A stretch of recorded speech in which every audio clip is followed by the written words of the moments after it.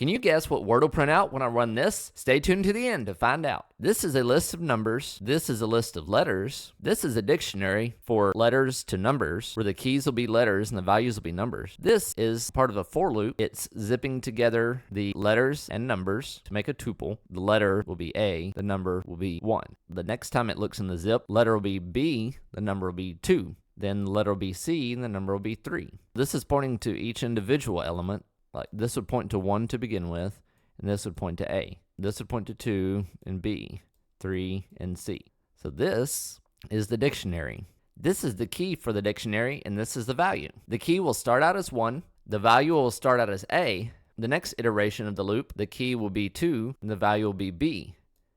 Then 3, then C. It'll look kind of like this. Can you guess what it'll print out when I run this? See, 3 is C, 1 is A, 2 is B.